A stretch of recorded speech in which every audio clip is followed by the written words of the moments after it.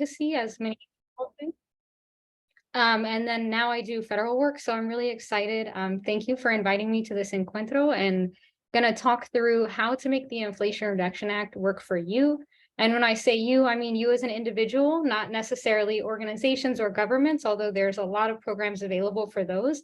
But I really want to dig into how individual people can benefit from the IRA. Next slide, please. So I know many of you will be familiar with it already, but I just wanted to give a super high level overview of really what is the Inflation Reduction Act. So back in August, the IRA passed with almost $370 billion for climate change and clean energy investments that can be spent over the next 5 to 10 years. And out of that 370 billion, roughly 270 billion are available in the form of tax incentives, which can be, which benefits governments, businesses, and also individuals. But a lot of the money is for businesses and governments. And then for individuals, while there are other programs that individuals can apply for outside of the tax incentives, the tax incentives really are going to be the major way that individual people benefit from the IRA. But it's also really important for me to note that in general, tax incentives are targeted at moderate income households, and I'll get into on the next slide why that is. So just to kind of break it down, there's 3 major ways that individual people can benefit from the IRA. The first is, like I already mentioned, qualifying for individual tax incentives. The second way is going to be through receiving rebates from state-run programs that get funding from the Inflation Reduction Act. And the third way is a little bit more complicated and a little bit more nuanced, and we'll get into at the end. But it's the third way that individuals can benefit is through private businesses making investments in their communities and receiving direct benefits from those investments from businesses. And it is important to note that for low-income individuals and for people that live in multifamily housing and don't necessarily own their housing, they will benefit the most from this third category of business investments. Next slide, please. So I'm gonna just walk through this presentation talking about each of these 3 areas. Oh yeah, and I should mention, please feel free to drop any questions in the chat. I'll address questions all the way at the end. And I know that I am going to be going over some tax credits, but I am not a tax expert. So if you have really, really specific tax questions, feel free to ask them and I will find someone who can answer them, but I just might not be the one. So anyway, back into an overview of how the tax credits work for the IRA. Most tax credits, as I mentioned, are available for moderate income earners. So truly low income individuals may not qualify. Why is that? That's because in order to receive a tax credit, you need to have what is called tax liability. And essentially that means that through your taxes, you need to owe the government more money than you plan to claim on a tax credit. So I gave this example on the slide of like, if through your federal taxes, you owe the government $3,500, but then you have a tax credit for $500 for some clean energy investment, then you'll only owe $3,000 on your taxes. But if you don't owe the federal government any money on taxes, you won't be able to claim a tax credit because a tax credit is just a reduction in the taxes you pay. So I hope that makes sense for folks. If you don't pay that much in taxes, you can't actually qualify or benefit from tax incentives. Obviously, this is a problem for lower income individuals that want to benefit. The other area where low income individuals are a little bit excluded is because tax incentives are always retroactive, which means you have to first spend the money on the investment to be able to save money on your tax returns. If you don't have that money, you really can't benefit. And then the last thing on this slide is all of the tax credits that I'm going to speak about, they can be claimed in 2023 and they'll be available for roughly the next 10 years. However, it's going to be important for individuals who do want to receive these tax incentives to try to get them as soon as possible. The first reason for that is that we need to show the federal government that we're interested, that all communities are interested in getting these tax benefits, and also because some of the tax benefits, the value of the credit reduces over time. So the earlier, the better. Next slide, please. So the next couple slides, I'm just going to dig into individual tax incentives. And I should have said this at the beginning, but all these slides and information will be accessible to you. So don't feel in a rush to write any of this down. All of this information can be provided to you. So this first tax credit that individuals can benefit from is called the Energy Efficiency Home Improvement Credit. It provides a credit of up to $3,200 for installing energy efficient upgrades in your home with a heat pump. If you choose not to get a heat pump, then the maximum you can get is $1,200, and it'll cover up to 30% of the cost for these other technologies that are listed on this slide, including, efficient heating and cooling, updates to windows, doors, improving the building envelope, or even doing a home energy audit. And this credit is available now. It'll be available for roughly the next 10 years, but it must be claimed in the year that it's installed. So think about that as far as the investment you're making and the actual amount of tax liability that you have. And I also, this will be at the end, but I do just want to put in a plug for Rewiring America has created this tool where you can go in and put in how much, your tax filing status, how much money you make, and it will tell you which of these tax credits, thanks, Dharma, that you're available for, and if you're available for a direct rebate or a tax credit. So the last thing on the slide that I just wanted to mention is that the two main groups of people who can benefit from these like home improvement credits are people that own their homes, and some, in select cases, renters. But if you rent out your property like through an Airbnb, you will not be eligible for this credit for that property. Next slide. So the next credit, it's quite similar. It's the residential clean energy credit. It provides a 30% tax incentive for buying clean energy equipment. So specifically, that's like solar, small scale wind, small scale battery storage. And there is a requirement that the clean energy equipment must have a certain amount of kilowatt capacity. If I were you and I was interested in the credit, I wouldn't worry about that. When you're purchasing it, the person that you're purchasing from should know whether or not it will apply for this residential clean energy credit. And so this is one of those credits that I mentioned that it does phase down the quality of the credit over time. So if you get it in the next 10 years, you'll get the maximum credit. And this is the same as the last one, where homeowners and renters are eligible, but not homeowners that rent their property out. Next slide, please.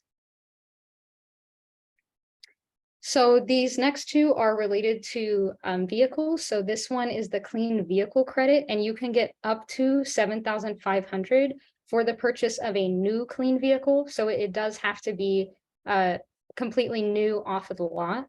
I will also say, it's not on the slide, but there are many states who have incentives that you can stack on top of this. Many of these tax credits you can use in conjunction with each other. So you don't just have to pick one, you can get the benefits from many of them. And in this case, a lot of states will attach an additional credit on top. Eligible vehicles for this are, of course, electric vehicles, but you can also get a hybrid or a fuel cell vehicle. And to get the full value of this credit, the vehicle has to be assembled in North America. And there's some additional components about, the material sourcing. Again, those aren't things that an individual consumer should worry about, but those are things that you'll need to ask if you go to a dealership and want to purchase a new vehicle, just to make sure that the dealer knows that you want to take advantage of the clean vehicle credit and that the specific vehicle qualifies. And also, in order to get this credit, you do need to make under a certain amount of income. So for an individual, you need to get under 1,500, or sorry, 150,000 annually, or for couples less than 300,000. And again, with the previous credits, this credit is given out when you actually physically take the vehicle home and not when you order or purchase it. So again, that's worth considering as far as needing a certain amount of tax liability and needing to apply for that credit in the same year that you bought the vehicle. Next slide, please. And this last one is for a used clean vehicle. and you can get up to $4,000 when you buy a used electric vehicle. And then this is only for electric vehicles. But there are some requirements around that. The vehicle price must be less than $25,000. Also, to qualify, the vehicle has to be at least 2 years old. And it has to be a used vehicle. It can be a used vehicle you buy from a dealer, but it has to be a used vehicle. And it's not transferable. You can only get the credit once. So you can't buy a used vehicle and then turn around and try to get the credit again by selling your car to someone else. It's valid for one person. Okay, I think that's all on this slide. So those are, the bulk of the individual tax incentives that can be helpful for individuals. Next slide, please. And I wanted to move on to talk about rebates from state programs. So as I mentioned at the beginning, some of the money from the IRA won't just be flowing through the federal government. It will also flow through states. And for these programs, states will have the ability to develop rebate programs, which is great for some states because some states will have much more expansive requirements. The only downside is that because states will need time to develop the application requirements, funds probably won't be available until the end of this year or early next year. But I do want to pause here to just say that this is going to be a really important advocacy opportunity. State energy offices are going to be the main agency receiving these federal funds from the IRA. And these state energy offices will have the ability, like I said, to determine what the application requirements are. So it's really important as advocates that we go to these state energy offices and make sure that the applications are accessible so that they can actually reach the communities who want to receive these benefits. Next slide, please. So I'm going to walk you through 3 programs. This first one is the high efficiency electric home rebate.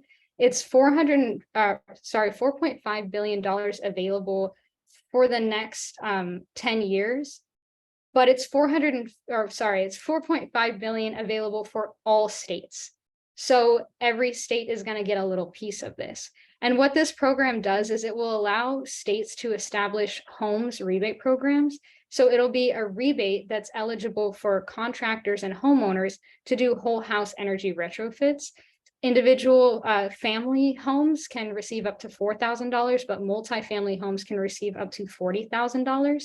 And this is one of those programs where state energy offices will be able to increase the rebate for low and moderate income households if they see fit. So again, another opportunity for advocacy. And because this is a new program, we don't actually have a date yet for which the funds will be out, and that will be determined by each state energy office. Next slide, please. And then the next one is the home energy performance rebate. Again, $4.3 billion, but that will be across all states. So each state will just get a slice of that up through 2031. This is very similar to the other program. It provides funds to state energy offices to develop retrofit programs to provide energy savings to homeowners who choose to conduct whole house retrofits and to reduce energy consumption. And rebates will be available for single and multifamily housing, but the rebate amount will be determined by each state. So we don't actually know what the rebate amount will be yet. Next slide, please. And this last one is a little different.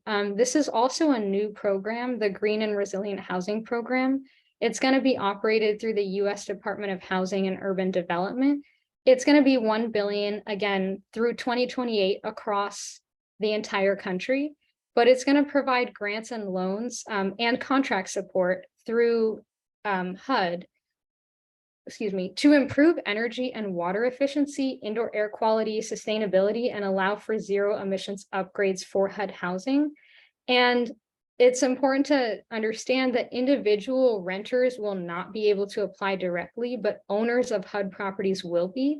So if I live in a HUD property, I can go to my building manager and say, do you know about this program?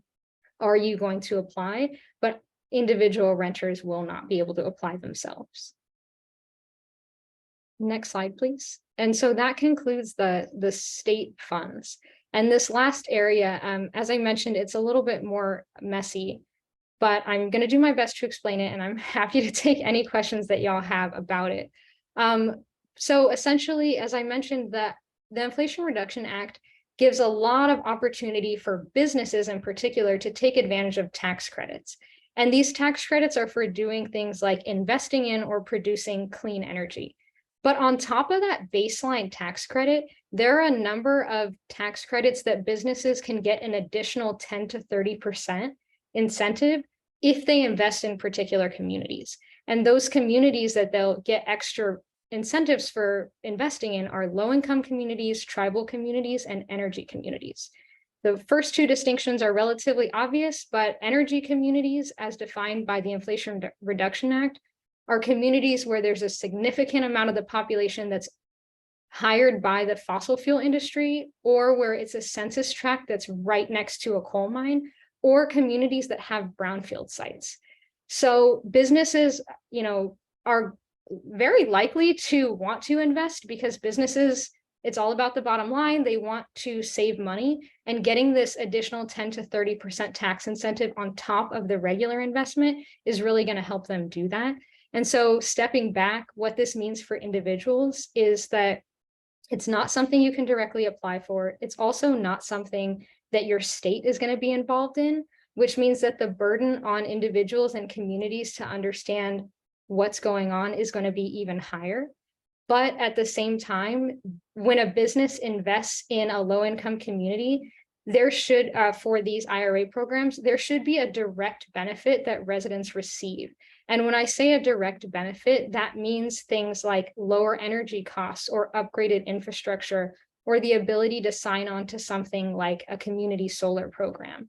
And communities and individuals can be working with these businesses to make sure that there are community benefit agreements in place so that communities truly receive these benefits that the businesses are going to be getting a tax write-off for.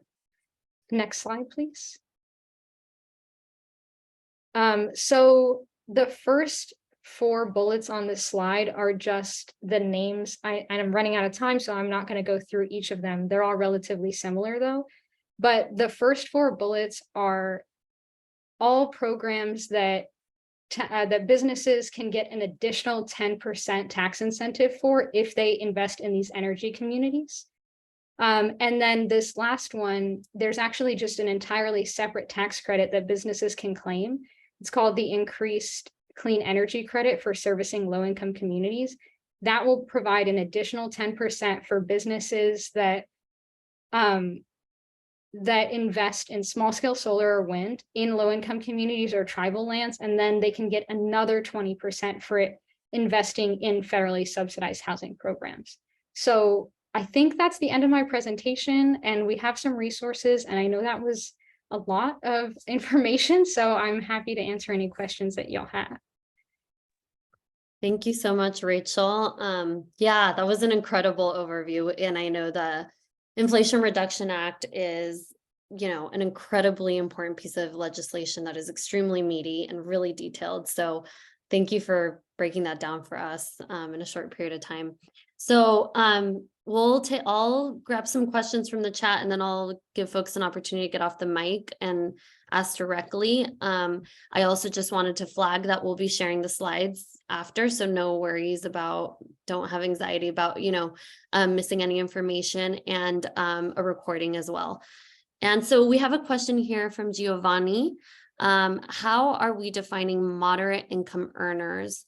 And is there a monetary range for what defines moderate income earners? Yeah, so there isn't an exact range, but I did say moderate because there's a threshold, right? So for example, you saw with some of the clean vehicle credits, if you make more than 150,000, you can't access the credit. But also if you don't owe anything in taxes and you're low income, you also can't access the credit. So I know this isn't the most concrete answer, but there actually isn't a definition, and I would really encourage individual people to go ahead and check out that resource that Rewiring America has, so you can put in your specific information, because with tax credits, it's really hard to know whether or not you qualify unless you do put in your specific income amount. Got it. Thank you. And then I think this was more of a comment question from Patricia Patron. Low-income individuals and nonprofits are excluded from tax incentives. So is that something that you've seen? Yeah, well, that's what I mentioned up front about the whole tax liability thing. Yeah, if you don't owe the government more money than you have in a tax credit, you can't get the credit. So it is relatively exclusive, which is really unfortunate. And but on the nonprofit side, there actually are a number of these tax credits, and I will pop something in the chat that explains it. But what's new about the IRA is that nonprofits and local governments can actually apply for a lot of these tax credits, which is a great organizing opportunity if you do have a local government that claims that they're committed to these outcomes of clean energy and equity. So that could be a mechanism around the people who are excluded. So it sounds like a lot of organizing though in communities. A lot of, yes. Okay, and then a comment from Irma, that's $600 in rebate. I think an energy efficiency rebate is like one window. I don't know if you have a comment there on the level and how those were decided, the quantities for upgrades, the allocations. I mean, I could be honest with you and tell you that the people who write these laws are not low income. And so they don't understand what it means to be low income. And the ones that have been low income, they don't even remember once they got that congressional check, what it's like not to have money. So I think I know this isn't a fulfilling answer, but it is about advocacy and making sure that people writing the law and the people implementing the law at EPA actually understand who we're trying to serve. Yeah. And then a comment from Paul just about any of the guidebooks translated into Spanish. I shared a couple of resources in there. Obviously, a lot of our communities, and he's pointing out that in his home city of New Rochelle, New York, 33% Latino population. So, it's important to be able to have these not only in Spanish, but in a bunch of different languages. So that's another kind of point of advocacy that I know Green Latinos would push for around language justice. So we can share the couple links that I have in our recap email as well. And then let's see, we have another question. Oh yeah, go ahead. I'm just gonna actually just pop in the chat this resource from C40 Cities, which does list, you have to download the guidebook, and then it lists the specific tax credits that local governments can take advantage of along with businesses. I also just, while I'm still talking, I saw a question about, are any of these rebates or any of these point of sale? The ones related to electric vehicles, they can be, but you have to ask the dealer. It's not like guaranteed, it's whether or not the dealer is willing to do it. But it's worthwhile to ask about it because that does make it more accessible. But the tax credits that I talked about for homes, those are not point of sale rebates. So otherwise, if you go to a dealership and it's not available at point of sale, if they don't do that, then how do you access the rebate? Yeah, then you would need to find another dealer who's willing to do that. Yeah, but I think that dealers are starting to understand how critical it is to offer that point of sale rebate, and they really want to make the money off of the vehicle. So it's likely that they will allow you to do that. Great. And then a question from Irma, is there a database or map of brownfield sites that communities can check to see if they meet this definition or the definition of energy community? I will check that. That's a great question. Give me a few minutes, and by the end of this call, I might have something for you. Sure. And then Yvonne says, it is interesting. Rental property is not included. Many Latinos rent homes and would benefit from lower energy bills with energy improvements. Any chance this will change?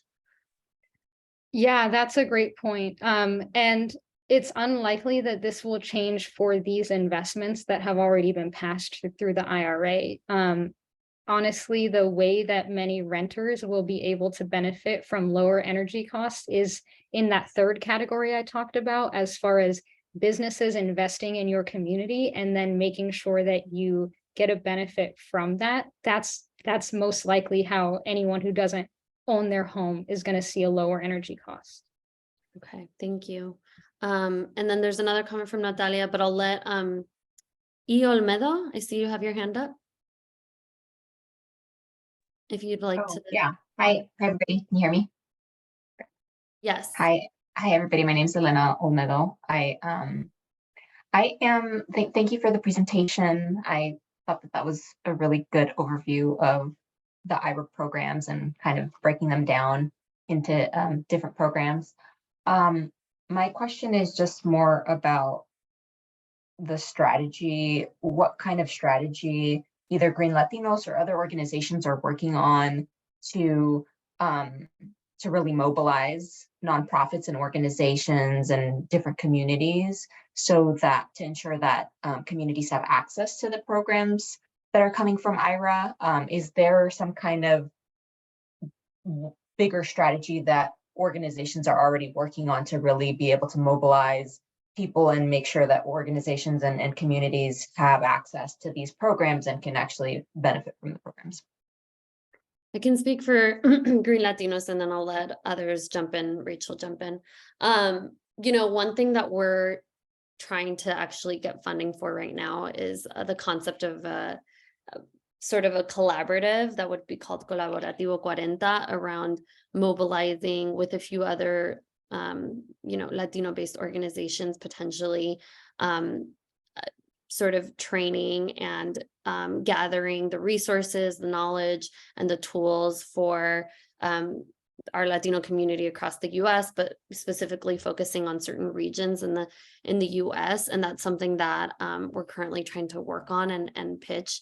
It hasn't been funded yet, but I think there's opportunities, I will say right now, with the EPA block grants, and there was also the EPA Thriving, I think it was called Thriving Communities grant allocation that just came out last week as well. So there is money up for grabs to do some of these trainings, and part of the EPA model with allocating the IRA money is around sort of allocating it to intermediary organizations that can help do some of that organizing. So it doesn't just have to be Green Latinos, but we are trying to access some of those funds. Other community-based organizations can do it. Other, sort of like community nodes that can help aggregate and congregate some of those groups in different regions to help access, for example, what Rachel was alluding to and advocating to municipalities, et cetera, et cetera. So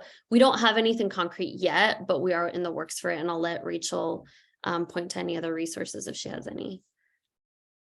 No, I work for a federal organization, and so I really try to respect that it's not like community level organizing. I will just echo though what Irene said, that like a lot of this is going to be about identifying organizations that have the capacity to hold money so that we can spend it in our communities for as long as we need to. Also, on a personal level, like my fear isn't that, like a lot of this IRA money is available for the next 10 years. My fear isn't that communities won't hear about it this year or next year. Sure, we'll still have 8 years. The bigger concern I have is that industry or like higher ed institutions that don't have community visions are going to also be applying for that money. And I see that as a much bigger barrier for some of these funds, like stopping those kinds of engagements. Thank you. And I'm just going to grab one more comment from the chat and then the hand, and we'll have to move on with our agenda. But I just wanted to note, Natalia has pointed to the community solar piece of the IRA, which has a lot of benefits for the community and also specifically renters by getting 10 to 25% off of their electric costs. So that's one to also look out for and to share with your renter community. And then Genesis, I'll let you have the closing word here. Hi, everyone. My name is Genesis Sanchez. I work at the Climate Reality Project as a grants manager, and I'm based in New York City. So I just wanted to, answer Elena's question about what nonprofits are doing to support other organizations.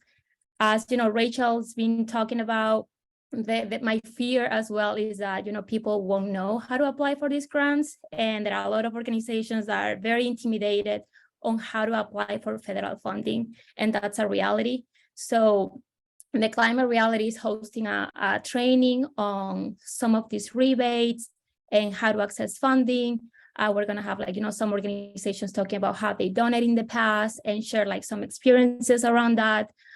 So that could be something of interest for you all. We have also partnered with the Environmental Protection Network.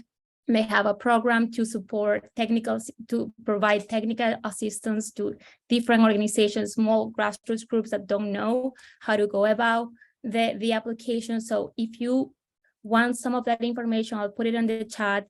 You can also reach out to me, and we're just working to connect small organizations and nonprofits so that they know how to, access those resources so they can apply for the money, because otherwise the money will go to white communities or communities that, know how to apply for this kind of stuff. So we really need to organize and mobilize and support each other. Thank you so much, Genesis, and please do share the resources and the link and the training as well. So thank you so much, Rachel. I think we're going to move on with our agenda. Big round of applause for Rachel. That was an incredible amount of information and so useful. And Eder, if you can put up the slides again. And I think we're going, is that the next slide? Yes. Okay, yes. So I'll let Dharma introduce Didi and we can kick it off. Yes, thanks, Irene. And yes, super excited for Didi to now take the floor. She'll be talking about the amazing work that's been going on in San Antonio and give us an update of what's happening on the ground. So take it away, Didi.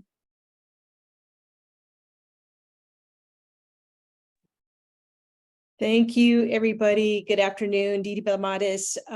Like it says, I'm a climate justice organizer and public citizen, and I want to talk to you about some of the things we're doing here in San Antonio. That's actually been going on for a lot of years. I've been in this space for 5, and there are people before me that have been fighting even longer for a sustainable future in San Antonio. But recently, our utility decided that they are going to shut down the city's single largest carbon emitter. It is the Spruce coal plant. This coal plant was one of the last ones built in the United States in 2010.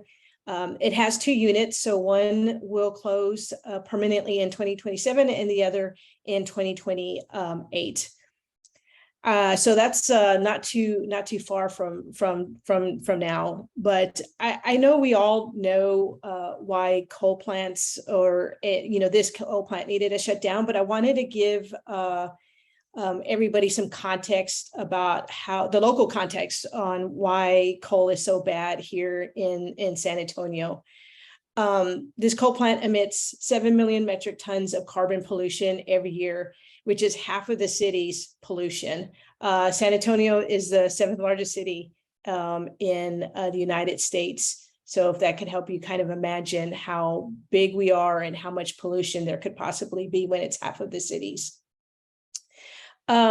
It takes, and I only recently found this out, it's shocking that it takes 6,000 tons of coal every day that comes in from Wyoming on rail cars to keep that coal plant running. It's located on a lake called Calaveras, which helps it as a cooling lake. And this power station on this lake was ranked 10th in the nation for the toxicity of its reported releases to waterways as measured by the EPA. So this lake is a popular place for people to go fishing. I put a picture of the power plant there, and the other picture was of a protest that we held at the coal plant, and the biggest discharge is chromium. And so this is dangerous for people's health. It's dangerous for people that are fishing there and that are, eating the fish that they catch. The coal plant here also has obviously health and equity impacts. The plant's located within a few miles of a predominantly Latino neighborhood. We've been in EPA non-attainment for ozone for years, and that obviously has an impact on the air that we breathe. And San Antonio has the highest number of emergency room visits for pediatric asthma in Texas. So anything that we possibly can do to help clean up the air for our little ones is important. But it's taken years of community organizing that brought an end to this coal plant.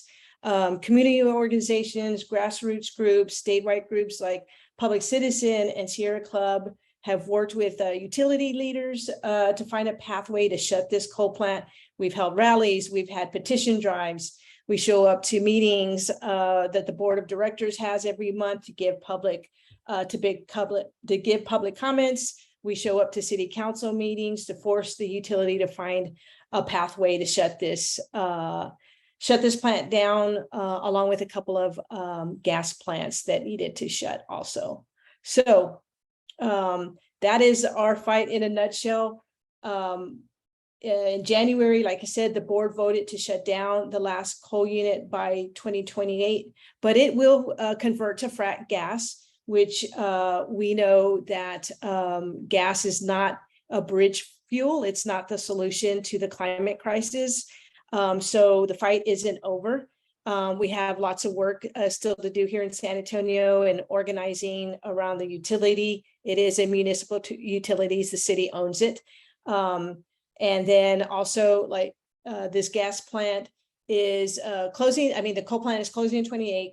It will convert to gas and it could run to 2060. We know that that's just not an option for our future, that we're living in a climate crisis. But the other piece of the IRA conversation is the money that's coming down to utilities and cities for a clean energy transition. So we know that we can shorten the timeline of using frack gas for this coal plant because we are also organizing around the IRA and getting our utility to pursue every single dollar to keep on using renewable energy sources. So I just want to say thank you to Green Latinos for sharing letting me share my story. I know I said it, I went through it really fast, but we have some other things to talk about. But I hope that y'all can take a little bit of this conversation and take it to your local fights, because at the end of the day, we're all fighting the same thing. We want a sustainable planet, and we want to help our vecinos that are suffering the most from these toxic facilities, whether it's a coal plant or a frack gas plant. But thank you so much. Thank you, Dee Dee, and amazing work there. And I know it's been, like you said, years and years of tireless community organizing, and I know it's not over, but is there anything that our community and this Colectivo can do to help support or anything you'd like to uplift?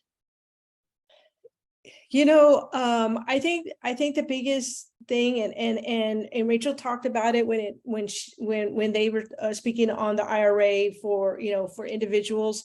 I think right now any resources to help organizers motivate our state agencies and motivate our utilities and our cities to go after those funds and when they're available. And I have a pretty good sense of the IRA, but I think my concern is to make sure that our utility is pursuing every dollar. I think that's probably like where we could all use some help.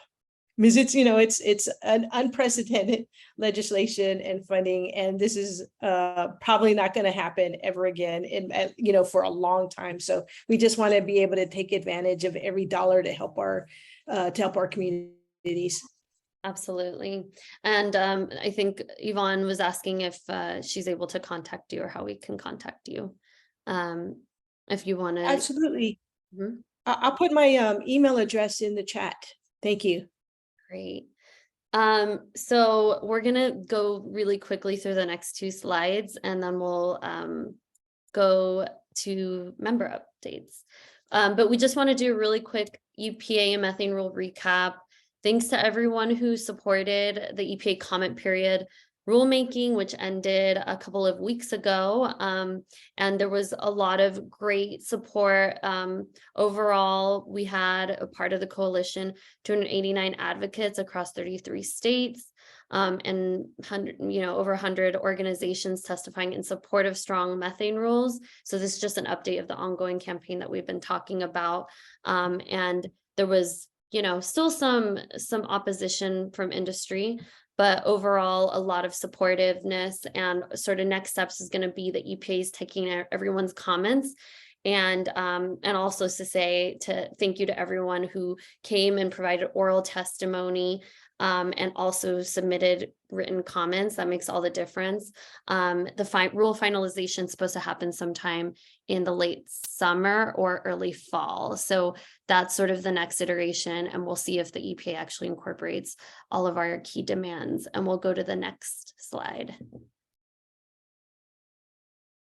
Whoops.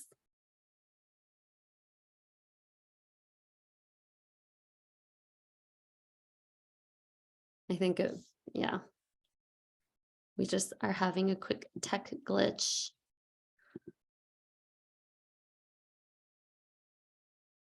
Let us know, Eder, if you're gonna get the slides up. And if not, we'll go into member updates and we'll just keep it flowing and keep it open.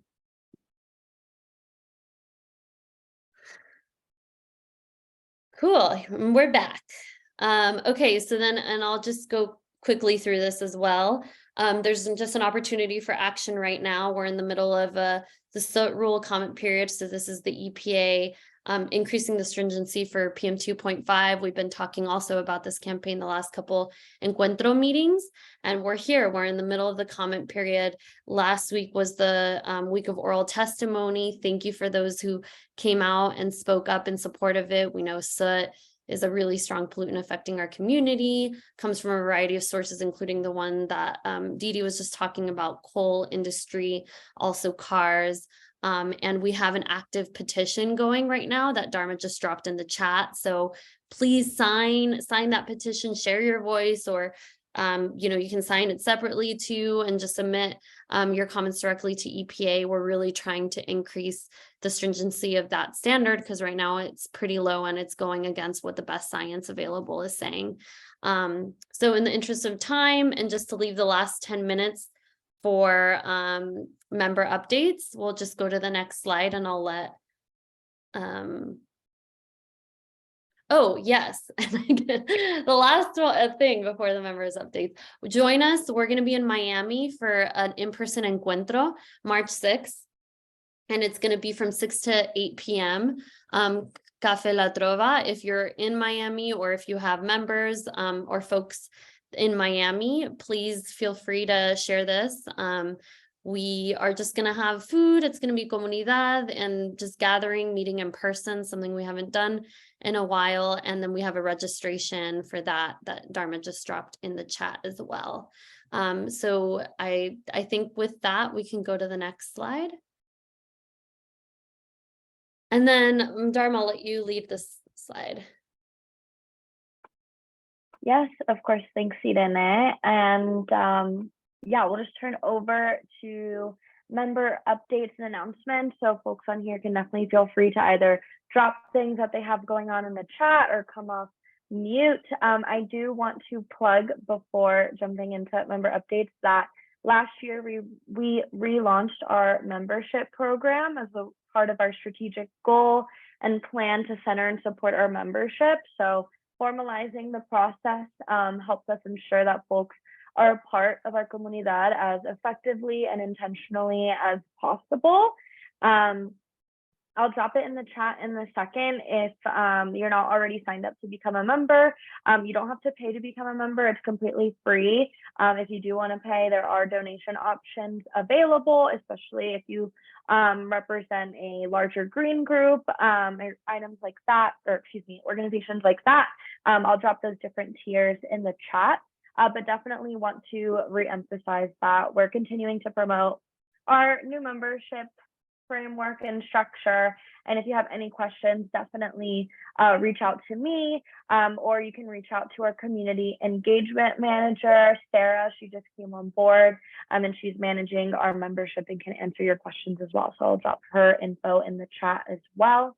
But without further ado, I'm going to be quiet and would love to hear what other folks are up to, what they have coming down the pipeline, different fights happening on the ground, events, anything like that. Definitely feel free to drop things in the chat or come off mute.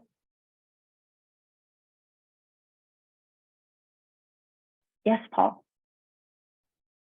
Okay, so I don't know if this is an update or it's a question a little bit. So we're right now in New Rochelle. We came across an observance called Latino Conservation Week. And we're looking at having an observance. We heard it's the 3rd week of July. We were going to partner on this with our new state senator, Natalia Fernandez, a fellow Colombian. First time New Rochelle had a Latina state senator, which is pretty amazing. And we just wanted to know if Green Latinos has any experience with that observance.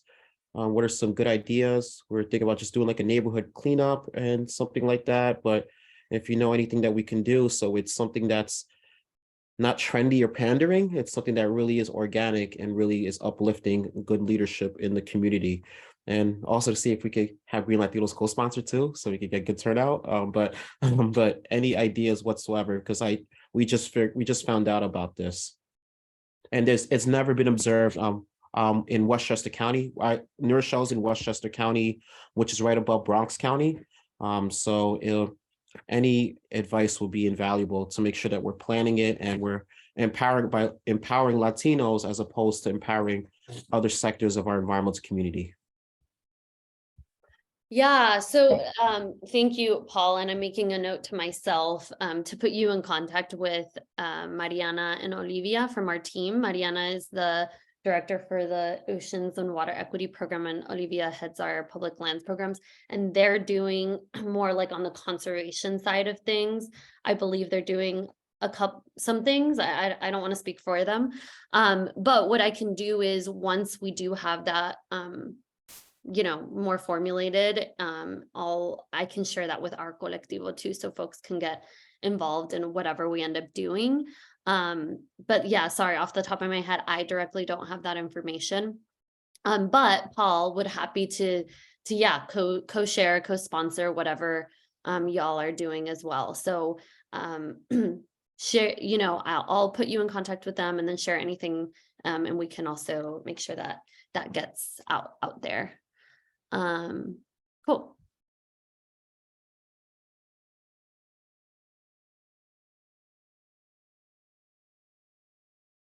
Thanks, Paul. Any other updates, things coming down the pipeline for folks? Yes, Renee?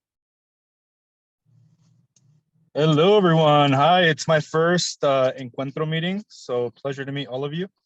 My name is Rene Jimenez, Associate Director with the San Gabriel Valley Conservation Corps. So the Latino Conservation Week, really piqued my interest. I would love to plan something with you all. We're located out here in Southern California. So if there are any California organizations that wants to partner, even if it's just, we have a series of events over, a few states or something like that, I think we can really provide some tools, some vehicles to do cleanups, to do habitat restoration projects. Planting trees is always good. July isn't the best time to plant trees, but just, some ideas. We got the equipment, the logistics. We just need, something to do, right? So I would love to, I don't know how this works. It's my first Encuentro meeting. I don't know if there's like subcommittees that actually do some of the work or what, but I would love to just find out more. Renee, I think that the best would be if you have any kind of like specific asks, then that's something we can, that's sort of what this space is for, is just to see if there's interest, for example. So I think folks can speak up now, our California based and members on the call. And then something else we can do, Green Latinos has, a California sort of membership list. So we can also, we're happy to work with you to kind of blast out any questions or interest on specific events, and see if there's, especially if I find that what works well is like if there's signups or some like a specific way for people to click and get involved, and then from there you can kind of form a small group of interested and activated folks on it. But I can also leave it open now to see if anyone is interested in anything Renee is talking about that's based in California.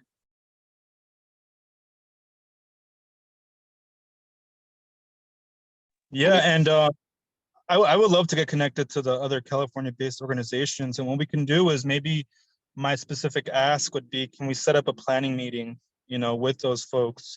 Let's just put a date out there, times. If it doesn't work, then we'll figure something else out. But I think just getting the ball rolling, July is right around the corner. Yeah. And I did put my email in case anyone wants to reach out. Great. Thanks, Renee. Yes, we'll reach out. Thank you.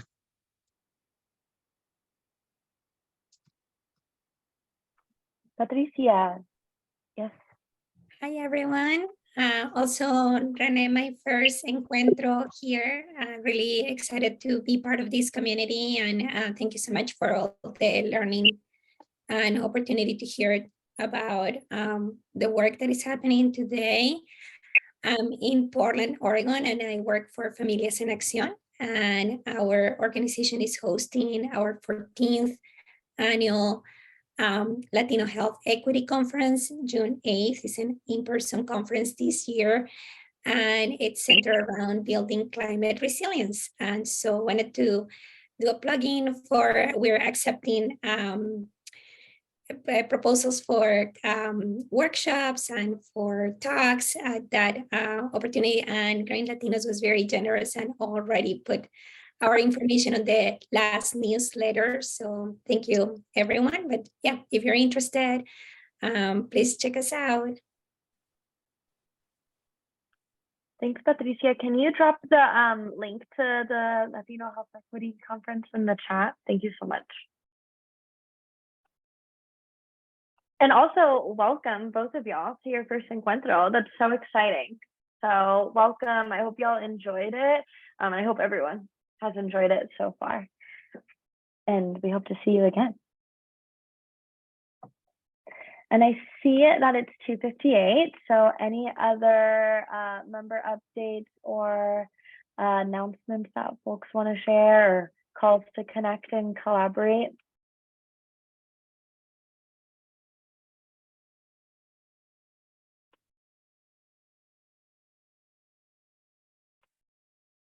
And I'll also mention that, Dharma and I are always looking to kind of iterate and improve the space. So, and we want to make it like an active space too, and have sort of the feedback that we got when we launched the survey a few months ago was that folks wanted both education and sort of action. So that's what we aim to do with this Encuentro space. But if there's ever any feedback on how we can improve it and make it more of an active comunidad, please, we're all ears and all open. So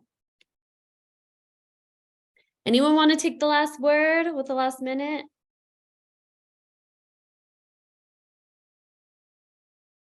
And I see Carolina, you have a comment in here. Just a plug on their webinar for Eco Madres on climate change and mental health on March 27th. Yes. Yeah, my first time. Thank you, Irene, for this. I was having another meeting, but very happy to connect, the same as you, Renee. This is my first time with the Latino Advocacy Week, and I was able to connect with Lucia, who's leading this effort. And I was able to get a space for how mental health is affecting our health, and especially with youth. So we were able to secure a webinar on the 27th, and we just spoke this morning how we can connect that, because such an important issue that is not just our physical, but our mental health due to climate impacts. And climate migration is another topic that we're looking forward to discuss. So thank you for this invitation. I'm looking forward to more of this, so we can collaborate. Thanks, Carolina. And if you have a registration for your webinar, or drop it in the chat, or when you have it, we can share it. Yeah, it will be tomorrow. Yeah, Lucia says that tomorrow is going to be the registration for all the different events. If you go to Hispanic Access Foundation, there is the link of the different events that are going to be hybrid. So some of them are going to be in person in DC, some of them are going to be hybrid. Okay. So Awesome. Great. Well, thank you for that. so these encuentros, Irena, is happening every month. Like, what is the frequency of this? Quarterly, right? Quarterly. Now. Mhm. Okay. Yes. So the next one is going to happen in April? Yes, in April. Okay. Yes. Okay. So that's the cadence of these encuentros.